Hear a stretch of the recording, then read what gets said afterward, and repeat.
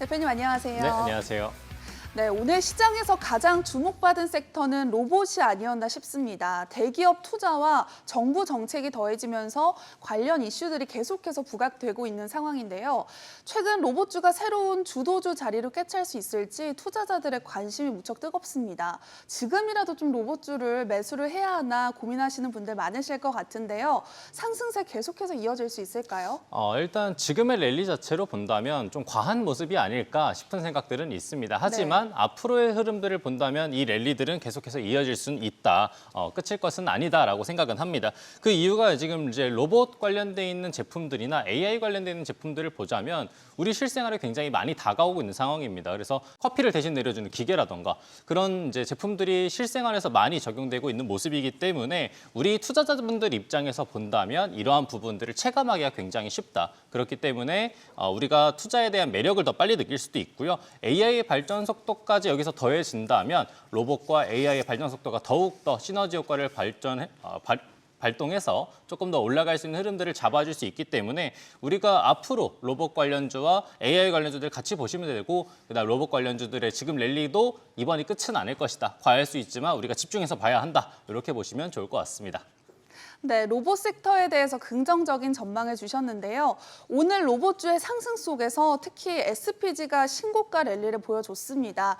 투자자 입장에서는 매수와 매도 사이에서 고민을 할 수밖에 없을 것 같은데요. 관련해서 어떤 대응 전략이 유효할까요? 일단 SPG 같은 경우에는 이제 감속계 관련된 종목들인데 비중이 정말 크시다. 내가 조금 부담스러울 정도로 많이 들고 있다. 그래서 30%, 40% 이상의 비중들을 들고 계시는 분들이라고 한다면 이번 기회에 조금 신고가도 달성했고 그동안 랠리도 많이 이어졌으니까 비중을 줄여주시는 게 좋을 것 같다. 하지만 다 터실 필요는 없다라고 생각합니다. 아까도 말씀드렸다시피 우리가 실생활에 더욱더 다가오면 다가올수록 우리 AI, 그다음에 로봇 관련주들에 대한 흐름들을 계속 이어질 수 있고요.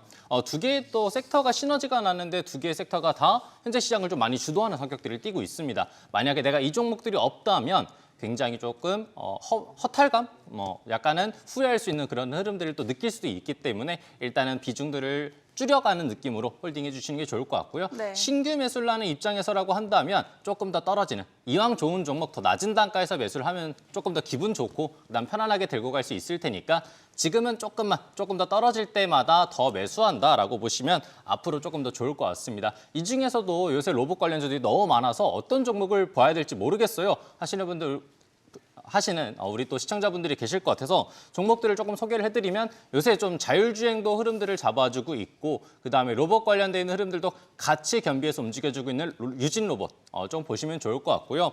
이런 종목들이 너무 많이 올라가서 내가 투자를 하는데 조금 불안해요 라고 하시는 분들 같은 경우에서는 우리가 에브리봇이라고 하는 종목을 매수를 한다면 조금 더 편안하게 매수하면서 이 흐름들 안에서 같이 좀 매매를 할 수 있을 것이다 이렇게 좀 생각을 합니다. 네, 참고하시기 바라고요. 그리고 오늘장 로봇과 함께 의료 AI 관련주 역시 주목을 받았습니다. 아쉽게도 지수가 하락하면서 관련주들이 장중 파란불로 돌아서기도 했는데요. 그래도 의료 AI 관련주 순환 상승이 이루어지면서 투자자들의 관심이 무척 뜨겁습니다. 네, AI 관련주들이 이제 굉장히 좀 뜨겁긴 해요. 그 중에서도 이제 AI 관련주들이 흐름들을 잡아줄 수 있게 된 계기가 의료 AI 테마를 보자면 원격 진료, 학회, 임상 이런 이슈들이 굉장히 뜨겁게 같이 붙어준 상황들입니다. 그래서 조만간 또 있을 암학회도 있는 상황이다 보니까 우리 AI 관련돼 있는 제약 관련 종목들을 또 집중해 볼 수 있는 그런 상황들이라고 보이는데 우리 의료기기 관련돼 있는 테마와 AI 관련돼 있는 테마, 의료 AI 테마 다 지금부터 움직였던 게 아니라 조금 더 돌아가자면 2019년도로 조금 돌아가야 됩니다. 2019년도에 코로나 때 얘기가 들려오게 되면서 2020년도에 우리나라 의료기기 관련돼 있는 수출들이 굉장히 많았습니다. 그래서 해외에서 우리나라 의료기기에 대한 관심도가 굉장히 높아졌었고요. 그러다 보니까 이번 정부에서 우리 정부 과제로 우리 의료기기랑 그다음에 의료 AI를 조금 더 개발을 해서 이거를 조금 더 우리나라의 강점으로 살려보자라는 얘기들이 들려오게 되면서 이번에 우리 AI 관련돼 있는 의료 AI 테마가 조금 급등을 해서 올라오고 있다라고 보이는 상황입니다. 그래서 앞으로 정책 관련돼 있는 종목들은 1, 2년 만에 끝나는 정부 과제들이 아닙니다. 그렇기 때문에 조금 더 길게 투자할 수 있는 데한 매력들을 느끼시는 게 좋을 것 같고요. 워낙 또 많이 올라오고 하루 올라올 때 10%, 20%씩 올라오다 보니까 단타성으로만 생각하실 수 있는데 그런 생각들을 이번 기회에 조금 더 바꿔보신다면 조금 더 좋은 그리고 좀 더 재밌는 투자가 되지 않을까 생각됩니다. 네, 의료 AI 관련주들 정책 수혜까지 기대해 볼 수 있다는 말씀을 해주셨는데요. 오늘 장에서는 특히 보로노이가 오전에 상승 흐름을 보여주다가 오후 들어서 급락세를 나타냈습니다. 보로노이가 다시 상승세를 이어갈 수 있을지 앞으로의 전망은 어떻게 보시나요?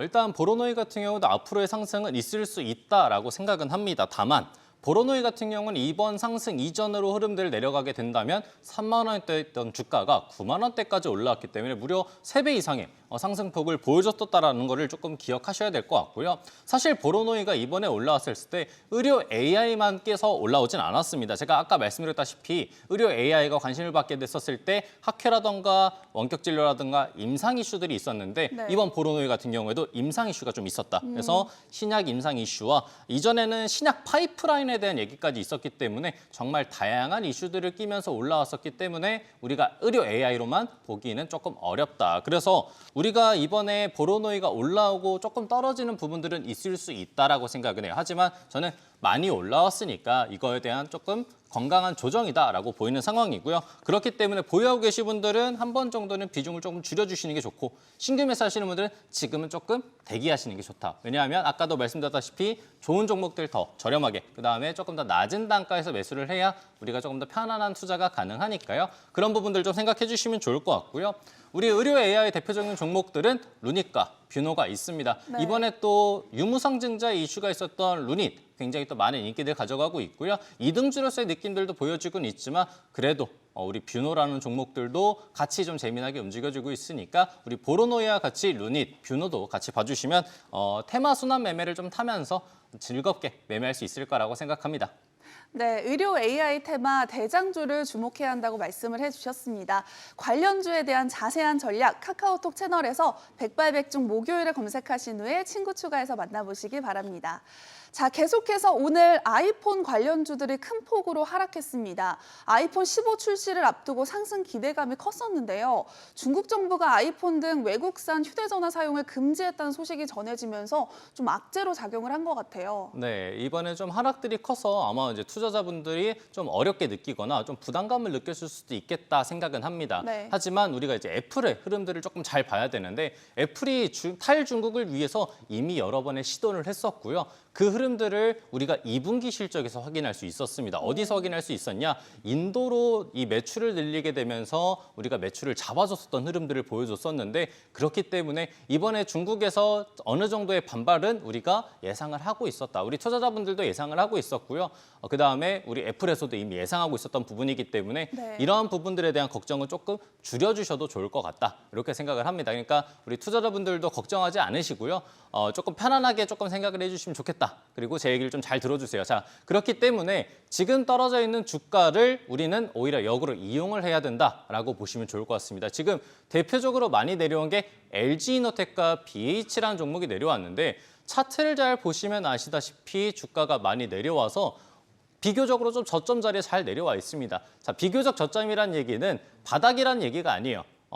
비교적 조금 싼 가격이지만 우리가 부담감 없이 매수할 수 있고 떨어지더라도 담아간다면 우리 앞으로 애플 관련돼 있는 종목들이 아이폰을 발표를 하면서 주가가 올라온다면 다시 한 번 더 상승세를 주면서 우리가 또 기쁘게 매매할 수 있다라고 생각해 주시면 좋을 것 같고요. 그렇기 때문에 이번 하락 너무 걱정하지 마시고 대표적인 종목 방금 말씀드린 것처럼 LG이노텍과 BH에 조금 더 집중하시면서 종목들을 좀 보시면 앞으로 좀 재미나게 매매할 수 있다라고 생각하시면 좋을 것 같은데 9월 12일 날 이슈가 있으니까요. 9월 12일 아이폰 15의 출시 좀 잘 보시면서 보시면 좋을 것 같습니다. 네, 윤지훈 대표님의 의견 참고하시기 바라고요. 투자의 최종 판단과 책임은 투자자 본인에게 있다는 점 기억하시고 성공 투자하시기 바랍니다.